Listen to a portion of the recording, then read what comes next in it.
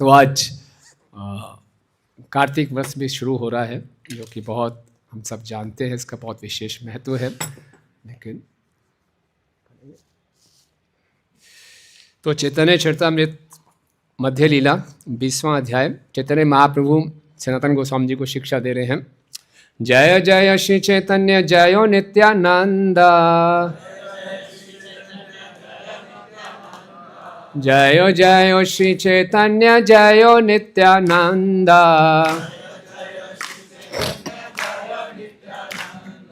जय द्वैत चंद जय गौर भक्त वृंद,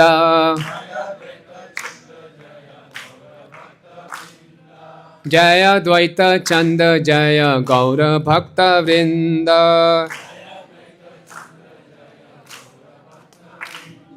जय जय श्री चैतन्य जय नित्यानंद,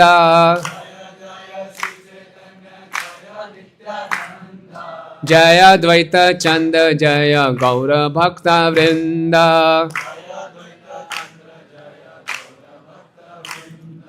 आश्विन पद्मनाभ कार्तिके दामोदर,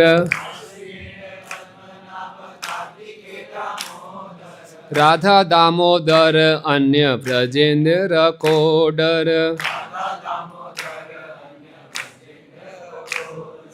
आश्विन पद्मनाभ कार्तिके दामोदर, राधा दामोदर अन्य ब्रजेंद्र कोडर।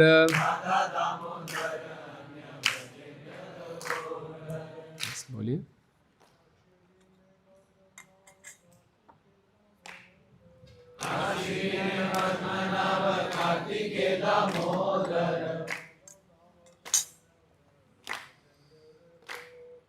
राधा दामोदर अन्य ब्रजेंद्र कोडर,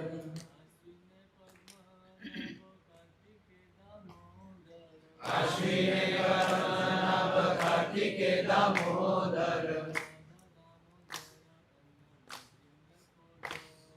राधा दामोदर अन्य ब्रजेंद्र कोडर, आश्विन पद्मनाभ कार्तिके दामोदर, आश्विन पद्मनाभ कार्तिके दामोदर, राधा दामोदर अन्य ब्रजेंद्र कोडर, राधा दामोदर अन्य ब्रजेंद्र कोडर,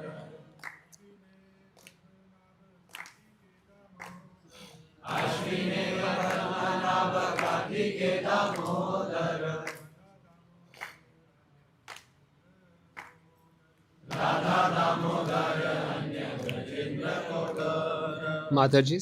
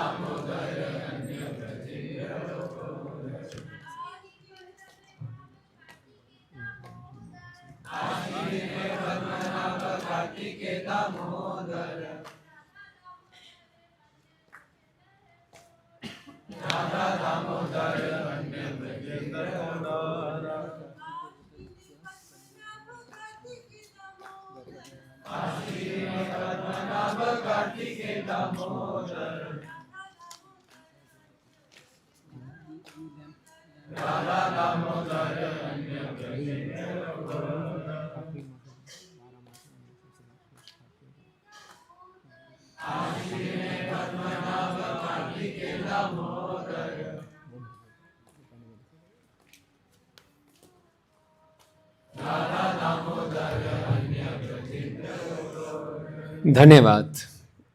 अनुवाद इसी भक्तिवेदांत स्वामी श्रील प्रभुपाद जी के द्वारा। श्रील प्रभुपाद की। आश्विन मास के प्रधान देवता पद्मनाभ हैं और कार्तिक मास के दामोदर हैं। ये दामोदर वृंदावन के नंद महाराज के पुत्र राधा दामोदर से भिन्न हैं। ओके, तो ये चैतन्य महाप्रभु सनातन गोस्वामी को बता रहे हैं चैतन्य चरितमृत में। तो चैतन्य महाप्रभु बता रहे हैं कि जो 12 हमारे महीने हैं, तो हर एक महीने के अधिष्ठाता विष्णु हैं। जैसे आश्विन मास जो पिछला मास था, उसके प्रधान देवता थे पद्मनाभ, और जो कार्तिक मास आया है इसके प्रधान देवता है दामोदर। तो इसी प्रकार से द्वादश तिलक मंत्र एई द्वादश नामा आचमन एई नामे स्पर्शी तत्स्थान। जिस प्रकार से हम ललाटे केशवम ध्यान नानम अथोदरे, हम 12 तिलक लगाते हैं और 12 विष्णु नामों को उच्चारण करते हैं, तो प्रत्येक जो विष्णु का नाम है वो प्रत्येक मास के साथ आता है। ओके, तो जो हम दामोदर मास कह रहे हैं, उसके दामोदर मास के एक तो ये है कि इस मास के जो प्रधान देवता हैं वो दामोदर हैं। ये जो दामोदर हैं वो चतुर्भुज विष्णु हैं, है ना, इसलिए बोल रहे हैं आश्विन पद्मनाभ कार्तिकेय दामोदर राधा दामोदर अन्य व्रजेंद्र कोडर। ये व्रजेंद्र नंदन दामोदर से अलग है। ये दामोदर चतुर्भुज विष्णु रूप हैं जो इस कार्तिक मास के देवता हैं। ओके, और इसके साथ साथ हम जानते हैं कि इस मास को दामोदर मास इसलिए भी कहा जाता है क्योंकि भगवान को यशोदा मैया रस्सी से बांधती है। दाम मतलब रस्सी, उदर मतलब उनका उदर। तो भगवान को वास्तव में यशोदा मैया रस्सी से नहीं, अपने प्रेम से बांधती है। और प्रेम से बांधने के लिए भगवान यशोदा मैया आसानी से नहीं बन गए थे, भगवान बहुत मेहनत की थी, कमर कस ली थी यशोदा मैया ने।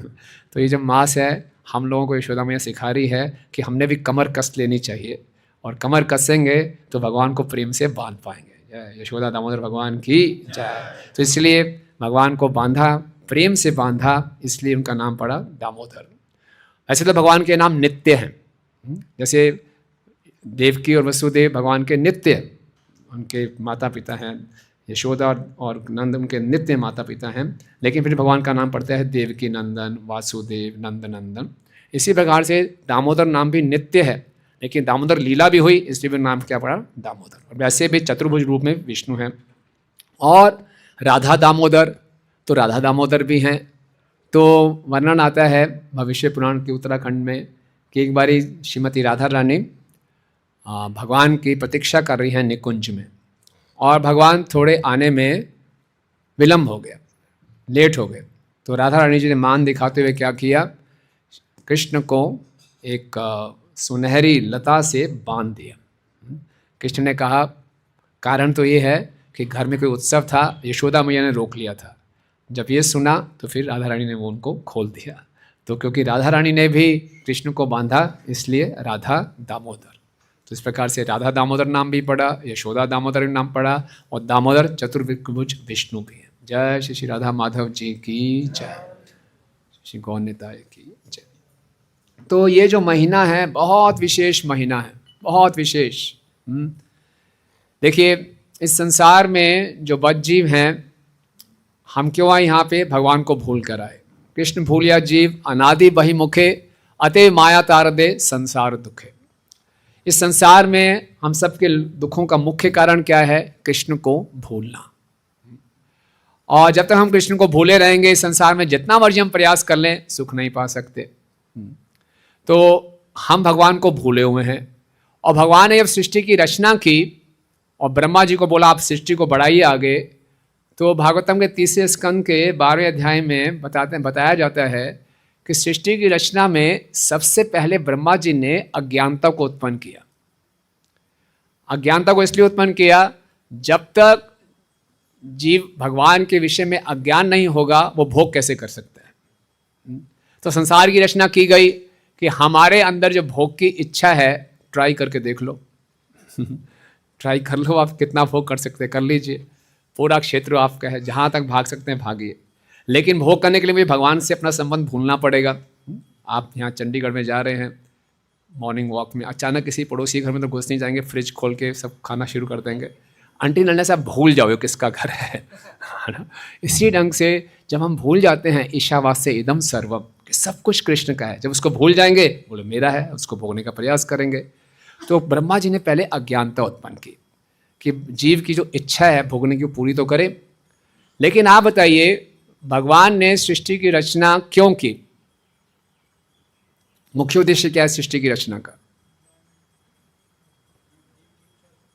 जीव की इच्छा से। लेकिन उद्देश्य क्या है, जीव की वापस ले जाने के लिए। भोग करने के करते करते जब वो नहीं कर पाएगा, फिर फिर जिज्ञासा करेगा अर्थात तो ब्रह्म जिज्ञासा, फिर वो शुद्ध होकर वापस आएगा। तो इस सृष्टि में भगवान को भुलाने की ज़्यादा व्यवस्था होनी चाहिए कि भगवान को स्मरण करने की ज़्यादा व्यवस्था होनी चाहिए? हाँ, तो भगवान की स्मरण करने की, तो भगवान को स्मरण कराना, भुलाने के लिए तो ब्रह्मा जी ने कर दिया, लेकिन साथ ही साथ ब्रह्मा जी ने वेद शास्त्र दिए। भगवान बार बार साधु संतों को भेजते हैं ताकि हम भगवान का स्मरण कर सकें। अब भगवान का हम स्मरण कर सकें, इसके लिए भगवान हमें क्या क्या सुविधाएं देते हैं? किसी भी जीव को, वो कोई भी जीव भगवान का स्मरण कर सके, भगवान क्या क्या सुविधाएं देते हैं? साधु संग तो बहुत आगे हो गया, सबसे बड़ी सुविधा हो गई। सबसे पहले हमें मनुष्य में देह मिलता है, सबसे पहले मनुष्य शरीर मिलता है। ये मनुष्य शरीर किसी जीव के ऊपर भगवान का बहुत बड़ा उपहार है। इस मनुष्य शरीर को पाने के लिए हमने कोई तपस्या नहीं की थी। ऐसे नहीं कि पिछले जन्म में हम पुराना माने कोई गाय थे या कुछ और थे और हम हज़ारों साल कहीं चले गए, तपस्या की, हमारी तपस्या से प्रसन्न होकर हमें मनुष्य शरीर मिला, नहीं। उससे पहले पेड़ पौधे थे, फिर तपस्या की, फिर हम पक्षी बने, ऐसा नहीं है। ये ऑटो मोड में है ना। ये इवोल्यूशन जो है ये ऑटोमेटिक होता है। तो मनुष्य योनि तक तो ऑटोमेटिक पहुंच गए, और फिर भगवान के भक्तों की कृपा से हमें भक्तों का संग भी मिल गया। भगवान की सबसे बड़ी कृपा बताई जाती है भक्तों का संग। अब भक्तों का संग मिल गया, और क्या भगवान ने सुविधाएं दी है हमें? शास्त्र दिए हैं, और हरि नाम दिया है, और अर्च विग्रह दिए हैं, और लीलाएं की हैं, और प्रसाद है। इतने धाम हैं, वृंदावन धाम है, मायापुर धाम है, जगन्नाथपुरी धाम है ना, कितनी सारी फैसिलिटीज़ हैं। अब इन सारी फैसिलिटीज़ हमें मिल गई हैं, अब यहाँ ऑटो मोड नहीं चलेगा। अब हम भक्ति में आने के बाद सोचते हैं ऑटो मोड में ही भगवत धाम पहुँच जाए। तो अब प्रयास करना पड़ेगा। मनुष्य योनि तक तो हम अपने आप नेचुरल उसमें पहुँच गए, एवोल्यूशन से पहुँचते गए। अब हमें अपने आप को इवॉल्व करना पड़ेगा। लेकिन बद्ध जीव जो हैं, हम सब बुरा ना माने तो हमें आदत है भगवान को भूलने की, और भक्ति में आगे ना बढ़ने की, भक्ति को गंभीरता से ना करने की हमारे पास बहुत से कारण हैं। श्रील प्रभुपाद कहते हैं condition soul is expert in avoiding Krishna consciousness. हम एक्सपर्ट हैं भक्ति में आने के बाद भी, कई बार दीक्षा लेने के बाद भी हमारे पास बहुत से कारण होते हैं। हम बहाने नहीं लगाते, कारण है कि मैं भक्ति में तीव्रता से क्यों नहीं बढ़ रहा, ये हो जाए, ये हो जाए, वो हो जाए, वो हो जाए। तो हम इसलिए भगवान को अवॉइड कर रहे हैं, लेकिन भगवान हमसे ज़्यादा उत्सुक है। भागवतम के पहले स्कंद के दूसरे अध्याय के 17वें श्लोक के तात्पर्य प्रभुपाद जी लिखते हैं, Krishna is more eager than the condition soul to bring him back to Godhead. भगवान हमसे ज़्यादा इच्छुक हैं कि हम भगवत धाम वापस आएँ। हम लोग हाथ तो खड़ा कर देते हैं, कौन भगवत धाम जाना चाहेगा, सब हाथ खड़ा कर देंगे। लेकिन उसके लिए जो प्रयास करना होता है, बोले ठीक है अभी नहीं, बाद में। तो लेकिन भगवान हमसे ज़्यादा, बहुत ज़्यादा इच्छुक हैं। इसलिए भगवान क्या करते हैं कि ये तो मुझे अवॉइड ही करते रहेंगे, मुझे इनका संग चाहिए। तो भगवान बीच बीच में कई स्कीम्स लॉन्च करते हैं, है ना, सुपर बम्पर स्कीम्स। ये लोग कैसे इनको अट्रैक्ट करें, तो ऐसी एक सबसे उत्तम स्कीम है भगवान की, दामोदर मास। दामोदर मास की जय। भगवान ने एडवर्टाइजमेंट कर रहे हैं, super sale, super sale, super sale, 100% discount. Prema Bhakti on cell. क्या है? प्रेमा भक्ति ऑन सेल। जो प्रेमा भक्ति भगवान किसी को नहीं देते। प्रेमा भक्ति से पहले भाव भक्ति है। भाव भक्ति में 2 लक्षण प्रकट होते हैं, सुदुर्लभा, दुर्लभ नहीं सुदुर्लभा, देते नहीं भगवान किसी को। लेकिन दामोदर मास कह रहे हैं प्रेमा भक्ति ऑन सेल। आपकी कोई योग्यता नहीं है फिर भी आपको प्राप्त हो जाएगा। हरि बोल। अब हम इन बातों को सुन रहे होते हैं ना, हमारी बुद्धि काम करी, ऐसा थोड़ी हो जाएगा। ये बहुत ज़्यादा अतोषयोक्ति है, ये भावुकता में बातें की जा रही हैं। नहीं, शास्त्र जो है, इस संसार की जो सेल होती है उसमें धोखेबाजी होती है, लेकिन भगवान जो सेल लगा रहे हैं उसमें धोखेबाजी नहीं है, इसमें हमारा भला है।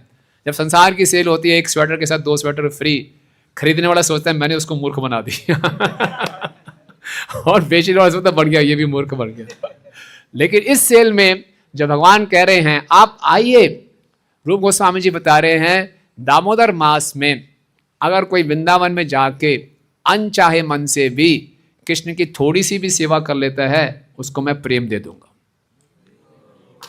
गारंटी है, दे रहूंगा। आप सोचिए हम तो कई सालों से जा रहे हैं हो जाएगा, चिंता मत कीजिए। We are on the right path, धैर्य रखें। जो रूप गोस्वामी जी बताते हैं, जो ऐसे शास्त्रों के वाक्य होते हैं इनको अतिशयोक्ति नहीं मानना चाहिए, ये सत्य हैं। लेकिन हमारे जीवन में ऐसा नहीं कि यथारूप ऐसे ही प्रकट होंगे, ये सत्य किसी भी तरीके से हो सकते हैं, लेकिन वास्तव में ये सत्य हैं। और ये इसलिए बताए जाते हैं किसी वस्तु की शक्ति को प्रदर्शित करने के लिए, इस ढंग से। तो ये दामोदर मास बहुत विशेष मास है और बताया जाता है कि हमें पूरा पूरा इसका लाभ उठाना चाहिए। तो बहुत से श्लोक हैं शास्त्रों में, आपसे उन कुछ श्लोकों का उच्चारण करेंगे ताकि हम इसके कार्तिक मास की महिमा को समझ पाएं और फिर और चर्चाएं करेंगे। कहाँ से शुरू करें प्रभु?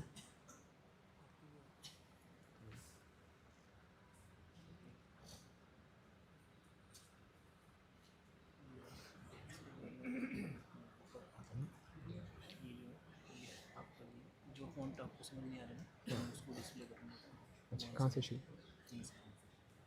ठीक है, आप साथ साथ बोल सकते हैं। कार्तिकस्मिन् विशेषेण नित्यं कुर्वत वैष्णव दामोदर अर्चनं प्रातः स्नान दान व्रत अधिकम। Specifically in the month of Damodar Kartik, one should daily worship the Lord Damodar and take bath early in the morning, give charity and follow a fasting vow. This is the duty of a Vaishnava.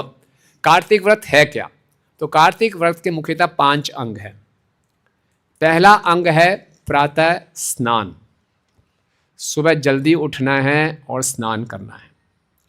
इतना महत्व बताया गया है सुबह जल्दी उठ के स्नान करने के लिए। सुबह जल्दी उठ के चंडीगढ़ के शॉवर के अंदर आप स्नान करेंगे और आपको सभी तीर्थ स्थानों में स्नान करने का लाभ मिल जाएगा।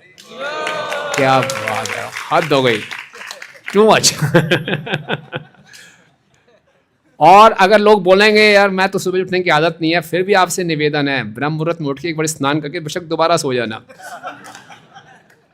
अगर नहीं अच्छा है जब करना, नहीं आप नहीं मैं नहीं कर सकता, तो एटलीस्ट इतना जरूर कर लेना ना। सुबह स्नान एक अंग है, वो इसका करके इतना लाभ प्राप्त हो जाएगा। ओके, पहला। दूसरा है प्रातः स्नान के बाद है हरि जागरण, भगवान को जगाना, यानी कि मंगल आरती। तो बहुत से भक्त लोग संकल्प लेते हैं कि कार्तिक मास में मंदिर में आके मंगल आरती करेंगे। वंडरफुल, बहुत अच्छा है ना, और घर में भी कर सकें, बहुत अच्छा है। तो हरि जागरण। तीसरा है दीपदान। दीपदान की हम महिमा बताएंगे कि दीपदान जरूर करें, कहीं पे भी हो, आप ट्रैवल भी कर रहे हो, कहीं पे भी हो, अपने साथ कुछ रखिए, है ना, जोत रख सकते हैं, कुछ रखते हैं, कहीं पे मौका मिले आप दीपदान जरूर करिए कार्तिक में। ओके, ये था तीसरा। चौथा है तुलसी सेवन, तुलसी की सेवा कीजिए ना। तुलसी की सेवा कई तरीके से कर सकते हैं। नया तुलसी का पौधा आप लगा सकते हैं, तुलसी की सुबह और संध्या में आरती कर सकते हैं, तुलसी के लिए मंजरियाँ तोड़ के भगवान को अर्पण कर सकते हैं, भगवान भी प्रसन्न होते हैं, तुलसी महारानी भी सेवा में लगती हैं, और तुलसी की केयर कर सकते हैं अच्छे ढंग से, तुलसी सेवा। ओके, और पांचवा है उद्यापन। कुछ कार्तिक में व्रत लेते हैं तो अंतिम दिन इसका उद्यापन, कुछ लोग पंचक व्रत रखते हैं। तो उद्यापन कैसे करेंगे कि जो हमने कई लोग कुछ जो उनको बहुत सी अच्छी चीज़ लगती है वो भगवान की प्रसन्नता के लिए इसको छोड़ते हैं। कार्तिक मास में हम जो भी तपस्या करते हैं, व्रत करते हैं, उसका मुख्य उद्देश्य है श्रीमती राधा रानी को प्रसन्न करना। और हम श्रीमती राधा रानी को प्रसन्न करते हैं तो हम बहुत कृपा को आकर्षित करते हैं। तो हम कुछ ऐसा संकल्प लेते हैं तो उसमें उद्यापन। तो ये 5 मुख्य अंग है। पहला क्या है? स्नान नहीं, प्रातः स्नान।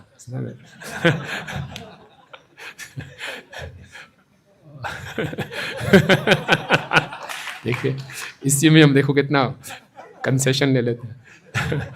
सो प्रातः स्नान या हरि जागरण, तुलसी सेवा, दीपदान और या थैंक यू। ओके, फिर नियमेन विना विप्र कार्तिकम ये क्षिपन नरा कृष्ण परन्मुखा तस्य यस्माद् ऊर्जस्य वल्लभा. O Brahmanas, any person who tries to observe a Kartik month without following rules and regulations properly, Lord Shri Krishna remains against them. Because the Kartik is very pleasing to him. Padam Puran, conversation Narad Muni Saunak Rishi. कई भक्त होते हैं बहुत हो गया इतने सालों से कार्तिक व्रत कर रहे हैं, हमारा तो वैसे ही रोज़ कार्तिक चलता है जी, क्या है ये सारे काम तो हम रोज़ करते ही हैं. सुबह जल्दी उठना, स्नान करते हैं, मंगल आरती करते हैं, दीपदान भी कर ही देते हैं और तुलसी सेवा करते ही हैं, तो क्या है कार्तिक हो गया हमारा कार्तिक? नहीं नहीं नहीं, जो है ये कार्तिक व्रत में एक एक्स्ट्रा एंडेवर, एक स्पेशल एफर्ट, कुछ एक्स्ट्रा जरूर कीजिए, ये आपसे निवेदन है. नहीं करेंगे तो बहुत बड़ा अवसर खो बैठेंगे. भगवान उनके विमुख हो जाते हैं. ऐसे भगवान का ऐसा स्वभाव नहीं है, भगवान नेगेटिव मार्किंग कभी नहीं करते. लेकिन ये भगवान कह रहे मैंने इतना बता रहा हूँ, मैंने इतनी घोषणा कर दी, आइए आइए सुपर सेल, उसके बाद भी कहीं बोले नहीं करेंगे, तो फिर भगवान उनको पसंद नहीं करेंगे. इसलिए हम इतना पंगा ना लें, ठीक है ना. द्वादशो अपि मासेषु कार्तिक कृष्ण वल्लभा तस्मिन् संपूजितो विष्णुर् अल्पकेर अपि उपायने ददाति वैष्णवं लोकम इति एवं निश्चितम मया. तो पद्म पुराण में क्या गया है, जितने भी 12 महीने हैं उसमें कार्तिक भगवान को सबसे ज़्यादा प्रिय है. अगर कोई इसमें छोटी सी भी थोड़ी सी स्वल्पी भगवान की सेवा करता है तो भगवान उस भक्त को अपना धाम दे देते हैं. ये निश्चित रूप से सत्य है. अरे वो क्या बात है ना. अथ कार्तिक व्रत नियतम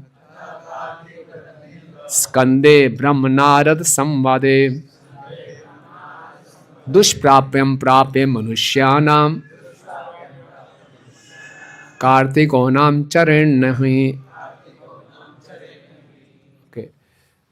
धर्मम धर्म भूतम श्रेष्ठ सामतिर पितृ घाटका. क्या है इसमें अनुवाद आ गया? यस, ओके, पढ़िए, जोर से पढ़ें कोई.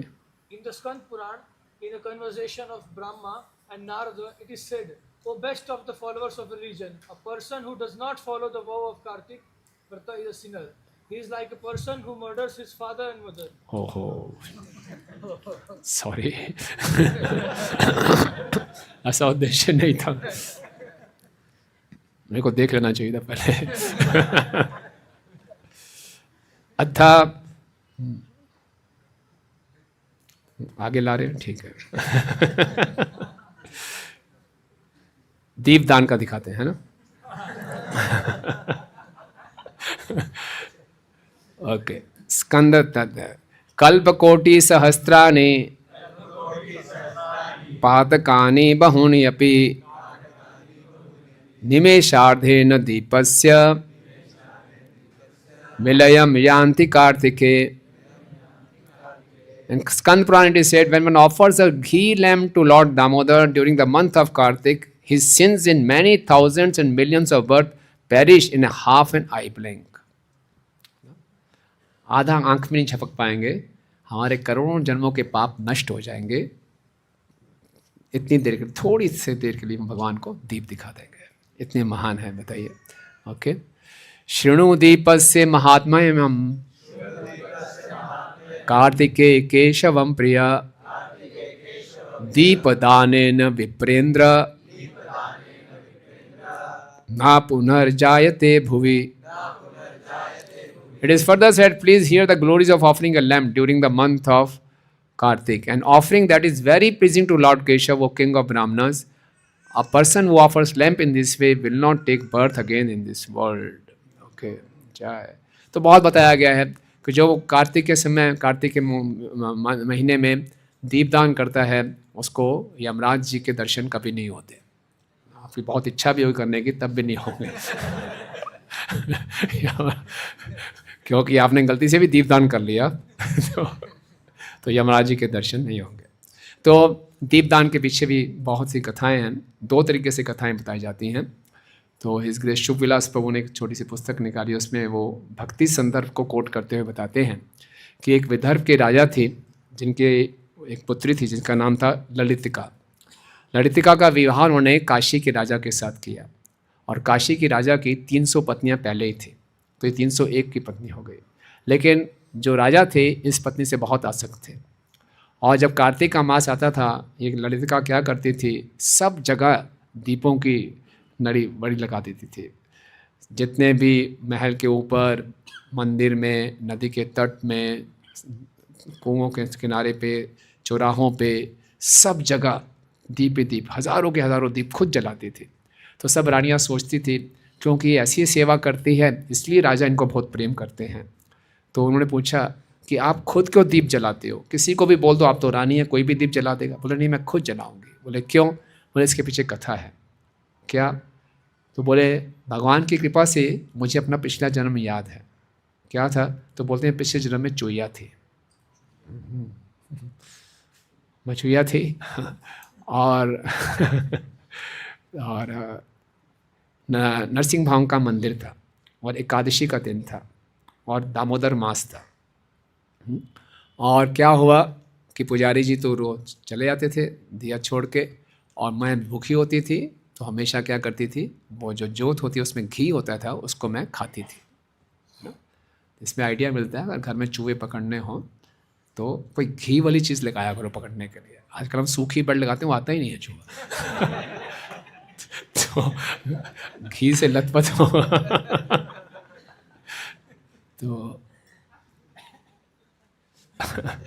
तो वो आई और उसने लिया, और उस दिन एकादशी का दिन था, दामोदर मास था, तो उसके मुख जल गया, है ना? और बेचारी इतनी जल गई तो अपने आप को बचाने के लिए वो उछलने लगी। ऐसे ऐसे करते करते उसने प्राण त्याग दिए।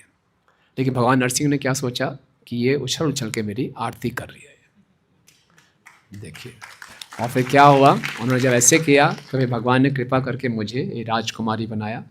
लेकिन ये दूसरी कृपा की कि मैं अपना पिछला जन्म भूल ही नहीं। तो जब भी कार्तिक मास आता है तो मैं इस तरीके से भगवान को अपनी कृतज्ञता प्रकट करती हूँ कि जब मैंने अनजाने में अपनी जान बचाने के लिए ऐसा किया, भगवान ने इसको सेवा के रूप में ले लिया। अगर मैं प्रेम से भगवान को दिया अर्पण करूँगी तो भगवान मेरे साथ क्या करेंगे। ये भगवान का स्वभाव है। इसका मतलब क्या है कि जो दामोदर मास है ये बहाने ढूंढ रहा है, बहाने ढूंढ रहा है हमें भक्ति देने के लिए। जैसे हम बहाने ढूंढते हैं भक्ति ना करने के लिए, भगवान बहाने ढूंढते हैं हमें प्रेम देने के लिए। ये है दामोदर मास। भगवान के अनंत गुण हैं, लेकिन भगवान का सबसे प्रमुख गुण है भक्त वत्सल। तो जिस प्रकार से कृष्ण भक्त वत्सल हैं, कृष्ण का ये मास दामोदर मास भी भक्त वत्सल है। वत्स का अर्थ क्या होता है? बछड़ा। गाय अपने बछड़े से बहुत प्रेम करती है। जब गाय बछड़े को जन्म देती है तो गाय बछड़े को अपने जीभ से चाट चाट के उसको साफ करती है। बछड़ा खून से लथपथ होता है, लेकिन जीभ से चाट चाट के उसको साफ करती है। इसी प्रकार से भगवान अपने भक्तों को स्वयं उनका पोषण करते हैं, उनसे प्रेम करते हैं। वत्स का दूसरा अर्थ होता है जो हृदय के निकट हो। तो जो दामोदर मास में भगवान की थोड़ी सी भी सेवा करता है, भगवान उसको अपने हृदय के निकट ले आते हैं। तो ये दामोदर मास बहुत विशेष है, तो हमें इसका पूरा पूरा लाभ उठाना है। तो इस प्रकार से हमने कहा कि ये भक्ति के 5 मुख्य अंगों में, क्षमा करें, इसके 5 अंगों में चर्चा की है।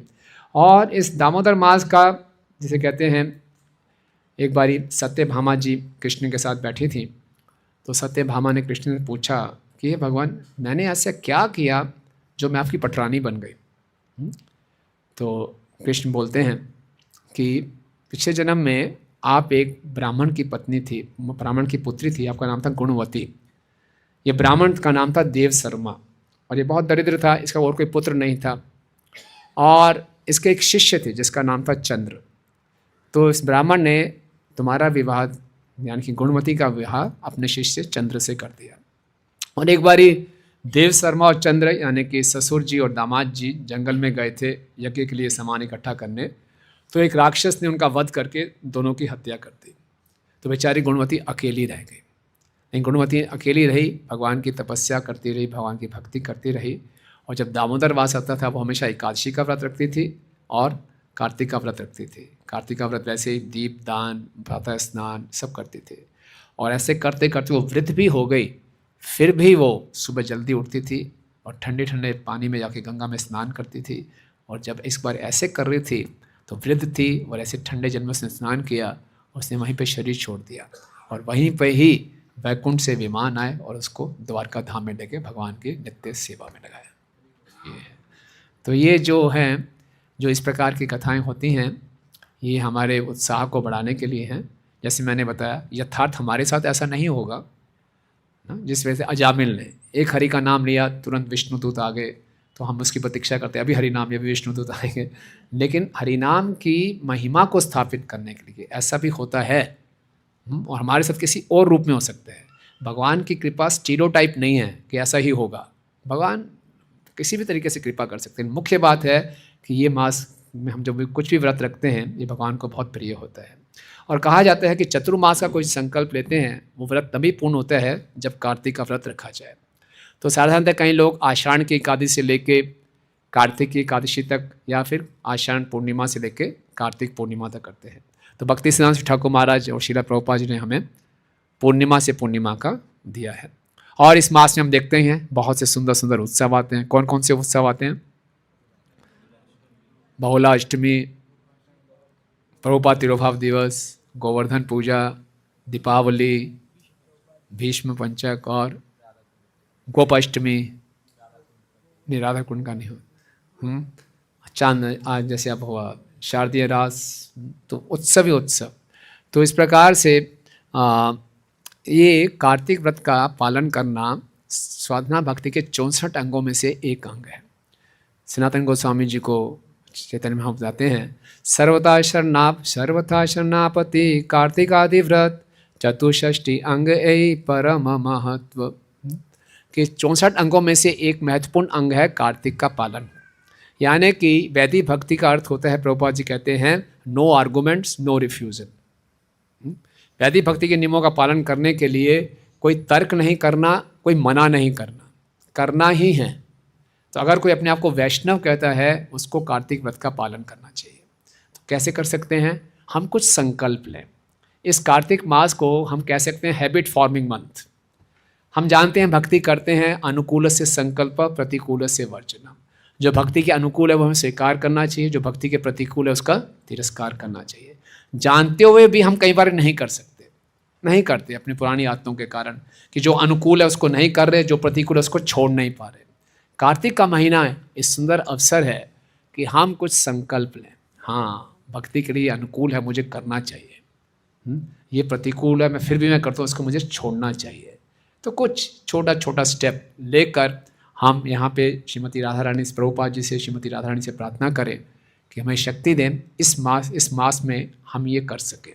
एक पॉजिटिव हैबिट कल्टीवेट करें, एक नेगेटिव गंदी आदत को छोड़ें। और जब ये संकल्प लेंगे तो हमें बहुत कृपा प्राप्त होगी।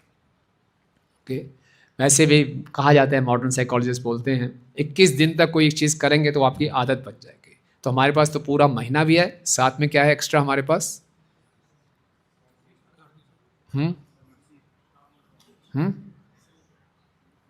मर्सी। यस। साधारण कोई व्यक्ति बोलता है मैंने सिगरेट छोड़नी है, छोड़ने बेचारे परेशान होते रहते हैं, नहीं कर पाते। लेकिन हम कुछ ऐसे गलत आदत छोड़ेंगे, अच्छी आदत लेना चाहते हैं, तो हमें साथ में क्या मिल रहा है? कृपा, बहुत कृपा मिल रही है। तो इसीलिए कहा गया है कि ये अनिवार्य है, ये ऑप्शनल नहीं है, ये अनिवार्य है, ये वैदिक भक्ति का एक अंग है। और जो हम अंग ऑलरेडी पालन कर रहे हैं भक्ति के, उसको हमें और गहराई से करना है। हमारे कार्तिक मास का मुख्य उद्देश्य क्या है कि हमने श्रवण और कीर्तन को बढ़ाना है। शरीर की आवश्यकताएं कुछ कम कर दें, इसमें कुछ व्रत नहीं लेने, इस ढंग के व्रत लेने हैं कि जो हमारे श्रवण कीर्तन और स्मरणम को बढ़ाएं। तो कुछ जैसे ग्रॉस लेवल पे कुछ लोग बोलते हैं जी ठीक है, हमारे को मीठा खाना बहुत अच्छा लगता है, तो श्रीमती राधा रानी की प्रसन्नता के लिए एक मास हम मीठा नहीं खाएंगे ना, कोई बात नहीं, ज़्यादा घबराहट हो रही, कोई बात नहीं, कर सकते हैं। ये अनिवार्य ऐसा कुछ है। बहुत स्ट्रिक्ट नहीं, जितना आप कर सकते हैं, है ना। और ऐसा नहीं कि उत्साह में है कि ज़्यादा ले लिया फिर बाद में पछताएं। तो जितना आप कर सकते हैं शांत मन के साथ, बहुत उद्विग्न नहीं होना। तो ऐसा हम करेंगे। तो और कुछ पॉजिटिव स्टेप, मैं सुबह जल्दी नहीं उठ पाता, सुबह जल्दी उठेंगे। कुछ हरि नाम की संख्या बढ़ा सकते हैं, कुछ अध्ययन की संख्या बढ़ा सकते हैं। और जो हम ऑलरेडी कर रहे हैं माला को और अच्छे ढंग से करेंगे, प्रजल्पा नहीं करेंगे। और सबसे मुख्य बात, fasting from smartphone, fasting from social media.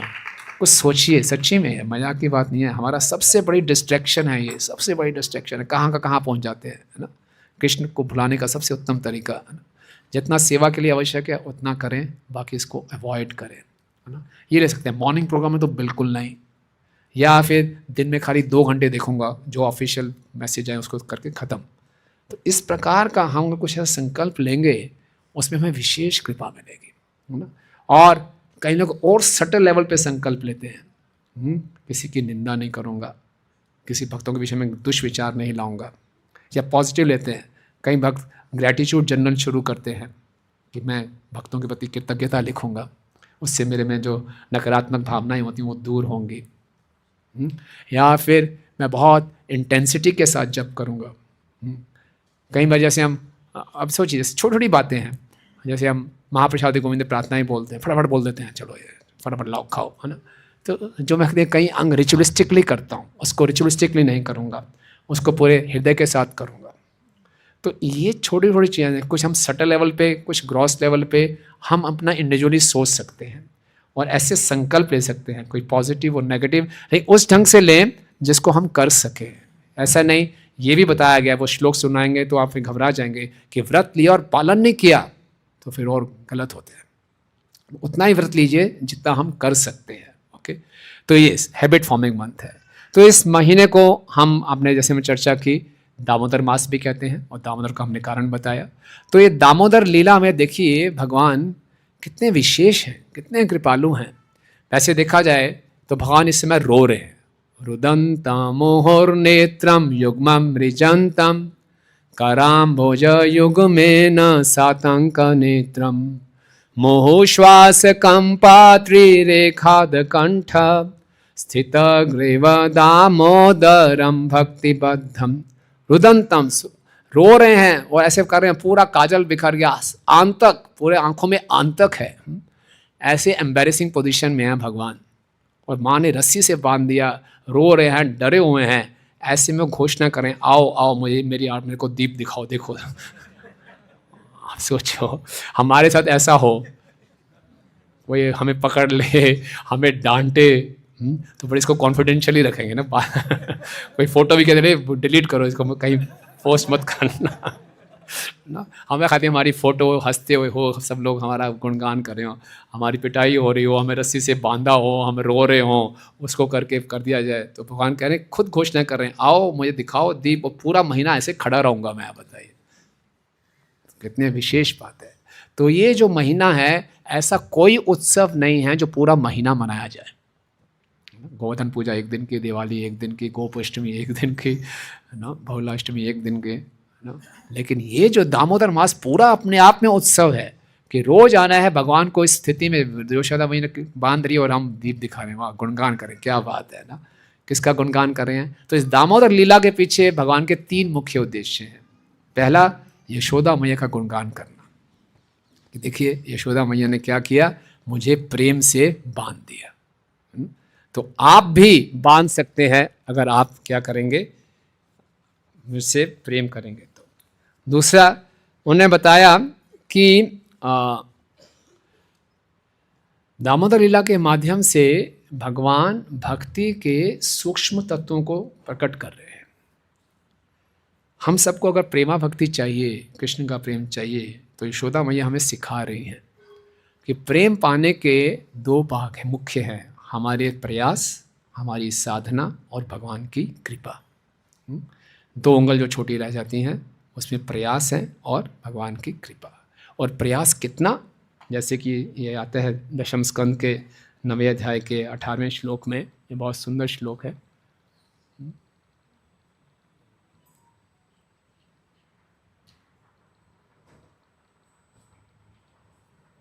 नहीं आएगा?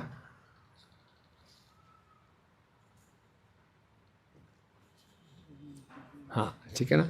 स्वामातुस्मिन् गात्राय विस्त्रस्तकब्रस्त्रज दृष्ट्वा परिश्रमं कृष्ण कृपयासि स्वबंधने। माता यशोदा द्वारा कठिन परिश्रम किए जाने से उनका सारा शरीर पसीने से लथपथ हो गया। उनके केशों में लगी कंघी और गूंथे हुए फूल गिरे जा रहे थे। जब बालक भगवान श्री कृष्ण ने अपनी माता को इतना थका हारा देखा तो वे दयाद्र हो उठे और अपने आप को बंधाने के लिए राजी हो गए। इतनी मेहनत करनी है भक्ति में। कई बार हम भक्ति में आते हैं रिलैक्सेशन के लिए, है ना। बाहर बहुत तपस्या करते हैं, प्रभु जी बाहर इतनी भागदौड़ है, मंदिर में आके थोड़ा आराम, है ना। नहीं, आराम हराम है आराम नहीं है यहाँ पे भक्ति डायनामिक है। कृष्ण के लिए मेहनत करनी है। डिवोटीज आलसी नहीं होते, डिवोटीज बहुत मेहनती होते हैं। तो कितनी मेहनत की यशोदा मैया ने। यशोदा मैया बेचारी सुबह मॉर्निंग प्रोग्राम देखा था यशोदा मैया का, दिवाली के दिन क्या था मंगल आरती से पहले उठ गई थी कि भगवान के जागरण से पहले मैं उठ जाऊं, आज कृष्ण के लिए विशेष विशेष मिठाई बनाऊंगी, क्योंकि कृष्ण एक बार ही उठ गया, बहुत नटखट है, उद्दंड है, मुझे सेवा नहीं करने देगा। तो चुपचाप से कर रहे थे, कृष्ण उठ गए और सारी उनकी योजना गड़बड़ कर दी। सारी उनकी योजना थी, मैं बहुत ढंग से मिठाई बनाऊंगी, ये करूंगी, पूरा तोड़फोड़ कर दिया एकदम। और तोड़फोड़ कर दिया और यशोदा मैया भागती रही, पकड़ लिया, सारी रस्सियां लगा दी। सुबह के 3 बजे की उठी हुई थी, संध्या काल हो गया, घर में उत्सव है हमारा सोचिए यहाँ मंदिर में बहुत बड़ा उत्सव हो, हम सोचे फटाफट टेम्पल कमांडर उठे, फटाफट करना बड़ा, ऐसा कुछ इमरजेंसी होगी, संध्या काल हो गया, कुछ कर ही नहीं पाया अपना काम। आप सोचिए कितना हुआ होगा, है ना।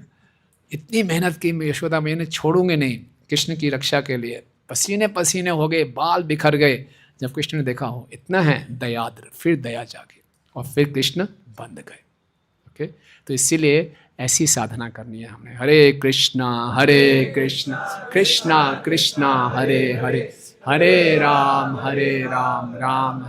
एक बार श्रील प्रभुपाद जी मॉर्निंग वॉक में थे, तो प्रभुपाद को किसी ने ड्राई ब्रेड दिया, तो वहाँ पे कुछ बतखें थी, तो प्रभुपाद बतखों को ड्राई ब्रेड फेंक रहे थे। तो ब्रेड कम थी, बतखें ज़्यादा थी। तो शिष्य ने पूछा प्रभुपाद ब्रेड तो कम है, किसको देंगे? सर प्रभुपाद ने बोला वन वो क्वैक्स द मोस्ट, जो ज़्यादा जोर से क्वैक क्वैक करेगी उसको मैं दूंगी, कि उसको ज़्यादा ज़रूरत है। तो सभी हरि नाम ले रहे हैं, लेकिन जो हृदय से चिल्लाएगा, भगवान को हृदय से रोएगा, हरे कृष्णा कृष्णा कृष्णा हरे हरे, हरे राम राम राम हरे। तो हमने मेहनत करनी है, भक्ति मेहनत के लिए है ना। सनातन गोस्वामी को चित्र में हम बताते हैं, यतन आग्रह बिना भक्ति ना जन्माए प्रेम। प्रेम को हमने उत्पन्न करना है यतन और आग्रह। यतन मतलब प्रयास, एफर्ट्स, और आग्रह निवेदन। ट्राई एंड क्राई, खूब ट्राई करना है, अपने ट्राई से नहीं होगा, फिर क्राई करना है ना। हमारी साधना में जो हमारी सबसे बड़ी जो 2 दिखते हैं, वो हमारा आलस और हमारा अहंकार। आलस के कारण हम ट्राई नहीं करते, है ना। हम इतने साल से जब कर रहे हैं, आनंद तो आ नहीं रहा, अब जैसा चल रहा चलने दो यार। इतने सेमिनार्स अटेंड कर लिए, इतने बुक्स पढ़ ली, इतने सेमिनार दे भी दिए यार, फिर भी हरि नाम में रुचि नहीं है, जैसा चलना चलने दो। नहीं, keep on trying trying trying. नहीं हो रहा तो cry cry cry, try and cry. तो अहंकार के कारण पूरा ट्राई नहीं करते, या फिर ट्राई करते हैं, नहीं मिला तो अहंकार को ठेस लगती है, छोड़ देते हैं। या सक्सेस मिल गई तो मेरे कारण हुआ कर देते हैं, फिर तुरंत टेस्ट चला जाता है। हम देखते हैं बुक डिस्ट्रीब्यूशन पर निकले हैं, बहुत सी बुक डिस्ट्रीब्यूशन हो रही, क्या बात है, अब देखते हैं भगवान अब करके दिखाओ तुरंत रुक जाते हैं। तो हम जब ट्राई करते हैं, या तो अपने अहंकार के कारण और उसमें अहंकार में आ जाते हैं, या फिर आलस के कारण ट्राई नहीं करते, और फिर अगर करते हैं तो अपने समझते हैं मैं कारण हूँ। लेकिन ट्राई भी करना है और साथ में क्या करना है, क्राई करना है। कि नहीं मिल रहा तो भी क्राई करें, मिल गया तो भी क्राई करें, आउट ऑफ ग्रेटिट्यूड कि आपने मुझे माध्यम बनाया सेवा के लिए। नहीं हुआ तो फिर भी क्राई करें ना। भक्ति योग भक्ति योग भक्ति योग, भक्ति यही धन, भक्ति कृष्ण नाम स्मरण क्रंदन, वृंदावन ठाकुर जी बोलते हैं भक्ति क्या है? भक्ति योग, भक्ति योग, भक्ति यही धन, यही हमारा धन है। भक्ति की परिभाषा क्या दिया? कृष्ण नाम स्मरण क्रंदन। तो इसीलिए इस महीने में खूब मेहनत करनी है। हमने जो भी हम साधना करते हैं, सेवा करते हैं, उसको हृदय से करें और पूरे मेहनत से करें और साथ में प्रार्थनाओं के साथ करें। ट्राई और क्राई, तो ये बहुत महत्वपूर्ण सिद्धांत है। हम देखते हैं श्रील प्रभुपाद जी के जीवन में कितना प्रयास और कितनी प्रार्थनाएं प्रभुपाद जी ने की, तब जाके सफलता मिलती है। तो हम लोग बहुत थोड़े से प्रयास के बाद छोड़ देते हैं, और या तो हम केवल ट्राई करते हैं, क्राई नहीं करते, या फिर आलस के बाद ठीक है यार क्राई कर लेते हैं, सामने के थोड़ा सा रो लेते हैं, काम हो जाएगा। भगवान देखना चाहते हैं। असली प्रार्थना हृदय से तब निकलेगी जब हम पूरा भरसक प्रयास करेंगे, नहीं तो प्रार्थना भी हृदय से नहीं निकलेगी। तो ये यशोदा मैया हमें सिखा रही हैं, ये भक्ति का बहुत गूढ़ तत्व है। आलस और अहंकार से ऊपर उठें, ट्राई एंड क्राई, यतन और आग्रह, साधना और कृपा। और तीसरा दामोदर लीला से भगवान प्रदर्शित कर रहे हैं कि भगवान भक्तों के वचन को कितना महत्व देते हैं। किस भक्त के वचन को महत्व दिया भगवान ने? इस नारद मुनि जी ने। नारद मुनि, नल कुमारी मुनि गरीब जो इतने पाप में कार्यों में लगे थे, ऐसे ही आशीर्वाद दे दिया, जाओ तुम्हारा उद्धार भगवान करेंगे, नंद महाराज के यहाँ वृक्ष बन जाओ। नारद मुनि जी ने आशीर्वाद देने से पहले कृष्ण से कुछ व्हाट्सएप पे एक्सचेंज नहीं किया, मैं दे दूं ये वरदान, कोई दिक्कत तो नहीं है। दे दिया सीधा, जस्ट डन। और भगवान को उसको सत्य करना ही था। अब सोचिए, तो इससे मालूम चलता है यशोदा मैया के कार्यों को और अपने शुद्ध भक्त नारद मुनि के वचनों को कृष्ण ने इतनी गंभीरता से लिया। तो हमें भी भगवान के शुद्ध भक्तों के वचनों को और कार्यों को बड़ी गंभीरता से लेना चाहिए। नारद मुनि ने बोला मुझे उनका उद्धार करना ही करना है, यशोदा मैया इतनी मेहनत करी है, मुझे कृपा देनी ही देनी है। इसी ढंग से हमें भी श्रील प्रभुपाद और वो जो शुद्ध भक्त हैं, इनके वचनों को और इनके कार्यों को बहुत महत्व देना चाहिए। तो ये दामोदर लीला को हम देखते हैं कि यशोदा मैया की तरह हम भी दामोदर व्रत का पालन करेंगे तो हम भी कृष्ण को प्रेम से बांध पाएंगे। इस दामोदर मास को कार्तिक मास भी कहते हैं। कार्तिक मास क्यों कहते हैं? यानी आइडिया? राधा रानी का नाम है। गौड़िया वैष्णव विशेष रूप गोस्वामी जी कहते हैं कि कार्तिक मास इसलिए है क्योंकि इस मास की जो अधिष्ठात्री देवी है वो श्रीमती राधा रानी है। और ज्योतिष के तरीके से भी इसको कार्तिक मास कहते हैं कि देखा जाता है कि जो हमारे चंद्र की गणना के अनुसार से 12 मास हैं, तो जब पूर्णिमा के दिन चंद्र जिस नक्षत्र में स्थित होता है उस नक्षत्र के नाम से उस महीने का नाम पड़ जाता है। जैसे जब चंद्र पूर्णिमा के दिन विशाखा नक्षत्र के निकट होता है तो उस मंथ का महीने का नाम पड़ जाता है वैशाख। तो इसी समय से कीर्तिका जो नक्षत्र है उसमें जब पूर्णिमा के दिन चंद्र स्थित होता है तो कीर्तिका से क्या आता है? कार्तिक। तो ये कारण भी है इस महीने का नाम कार्तिक होने का। ओके, लेकिन गौड़िया वैष्णव इसलिए है इनको कार्तिक क्योंकि कार्तिक श्रीमती राधा रानी का नाम है। ओके, और यहाँ बताया जाता है, इसीलिए आप देखेंगे दामोदर अष्टकम में भी हम जो भी कार्तिक मास में व्रत ले रहे हैं, सेवा कर रहे हैं, उसमें मुख्य उद्देश्य है हमारा श्रीमती राधा रानी को प्रसन्न करना, है ना। नमो राधिकाय त्वदीय प्रियाय, नमो अनंत लीलाय देवाय तुभ्यम। सत्यव्रत मुनि भी क्या करें? पूरा अंत में क्या करें? जो कुछ है आपकी राधा रानी जी की प्रसन्नता के लिए है।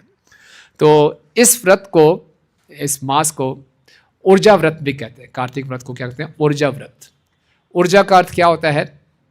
एनर्जी, शक्ति। तो ऊर्जा व्रत क्या हुआ? ऊर्जा कौन है? श्रीमती राधा रानी, भगवान की अंतरंगा शक्ति। तो उसमें ऊर्जा आदर हमें करना है। ऊर्जा आदर का मतलब है, ऊर्जा आदर का मतलब है ऊर्जा व्रत का पालन करके इसको आदर देना है। तो रूप गोस्वामी जी बताते हैं मथुरा महात्म्य में कि थोड़ी सी भी कोई मथुरा मंडल में जाके अनजाने मन से भी इस ऊर्जा व्रत में राधा दामोदर को सेवा करता है तो भगवान उसको अपना प्रेम देते हैं। दुर्लभो भक्ति योगों में मम वश्य विधायका, कार्तिके मथुरायम च वर्तते न लभ्यते। भगवान कह रहे हैं जो शुद्ध भक्ति मुझे है, जिससे मैं भक्त के बिल्कुल काबू में हो जाता हूँ, कार्तिक मास में थोड़ी सी सेवा करने में उसको दे देता हूँ। जैसे हम बता रहे थे कि सुदुर्लभ लक्षण है, तो भगवान क्यों नहीं देते प्रेमा भक्ति किसी को, क्योंकि भगवान जब प्रेमा भक्ति देंगे तो क्या हो जाएंगे, भक्त के वश में हो जाएंगे, तो भगवान देते नहीं हैं। और दूसरा कारण ये है कि साधक भी इतनी उत्सुकता से प्रेमा भक्ति मांगता नहीं है। साधक संसार का प्रेम बड़ी उत्सुकता से मांगता है, कृष्ण प्रेम की इतनी उत्सुकता नहीं है। तो जिस प्रोडक्ट की डिमांड भी नहीं है और सप्लाई भी कम है, वो क्या तो सुदुर्लभा होगा ही होगा। हमारी तरफ से हृदय से डिमांड भी नहीं है कि मुझे प्रेम चाहिए, भगवान वैसे देने में थोड़ा हिचकिचाते हैं, तो इसलिए। लेकिन कार्तिक मास में कोई कर देता है तो भगवान बोलते हैं कोई बात नहीं, ये जैसे भी कर रहा है इसको दो।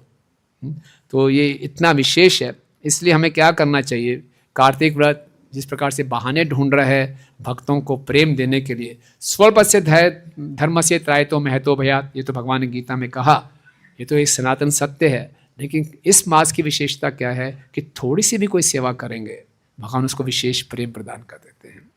ओके, और जैसे कि हम जानते हैं कि दीप दान का इतना महत्व है, तो हमें क्या करना चाहिए, भगवान श्रीमती राधा रानी को बहुत प्रसन्न कर सकते हैं। नए नए जीवात्माओं को, बद्ध जीवों को हम उनसे दीपदान कराएं।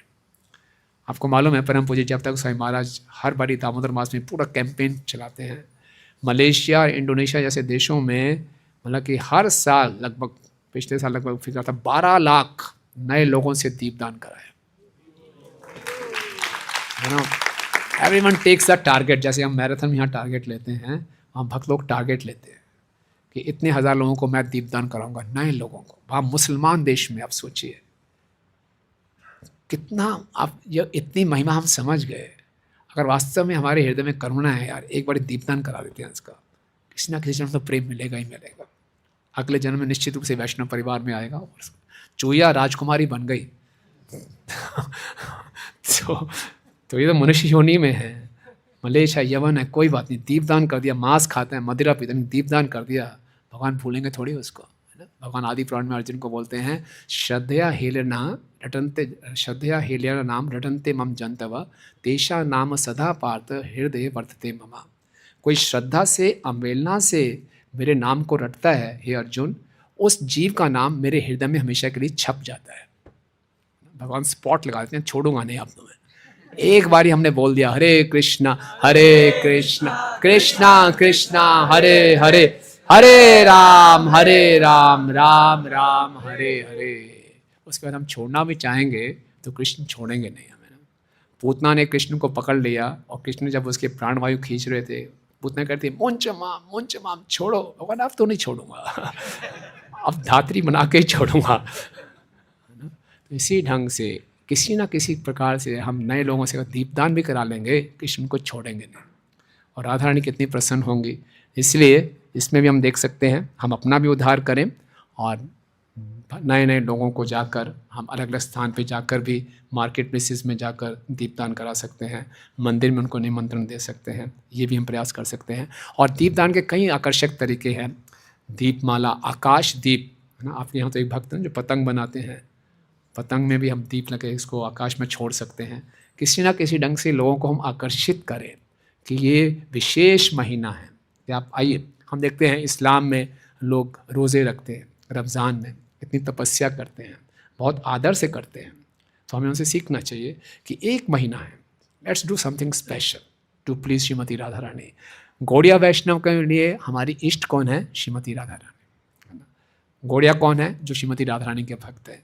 और ये महीना उनको इतना प्रसन्न करता है, तो क्यों ना हम इसका पूरा लाभ उठाएं। तो इसीलिए कार्तिक व्रत केवल फास्टिंग के लिए नहीं है जी, हम बहुत तपस्या करेंगे, नहीं। मुख्य उद्देश्य यह है सादा जीवन रखें, अपने श्रवण कीर्तन को बढ़ाएं। तो कुछ साधारण भाव हम ले सकते हैं, अपने जपमाला की संख्या बढ़ा सकते हैं। बताया गया कार्तिक मास में अगर कोई नित्य भागवत का श्रवण करता है, उसको सारे 18 पुराणों के श्रवण का महत्व मिल जाता है। तो कई भक्त लोग ये संकल्प लेते हैं कि रोज़ मंदिर में आके क्लास अटेंड करेंगे, कई भक्त लोग ये संकल्प लेते हैं कि रोज़ मंगल आरती आएंगे, कई भक्त लोग ये संकल्प लेते हैं कि दिन में केवल एक बारी प्रसाद लेंगे। ये बताया गया, इसका भौतिक लाभ भी बताया गया है। अगर वो दिन में एक बारी प्रसाद लेता है, वो इस पूरे संसार में बहुत वीर और यशस्वी बन जाता है। ये हमारा उद्देश्य नहीं है। और ये बताया गया विशेषकर कि कार्तिक मास में प्रसाद लेते समय हम बातचीत ना करें। वैसे तो आयुर्वेद में हमेशा ही बताया गया है कि प्रसाद लेते समय हम बातचीत ना करें, एक ही जीव है, हम एक साथ दो काम करते हैं, खाते भी हैं और बोलते भी हैं, तो आयुर्वेद में बोला गया। लेकिन कार्तिक मास में इसका आध्यात्मिक लाभ होता है। अगर हम प्रसाद लेते समय बस कुछ कथा सुनते रहें, कीर्तन सुनते रहें और मेडिटेट करते हुए भगवान की कृपा पे प्रसाद ग्रहण करें तो इसका विशेष लाभ बताया गया है।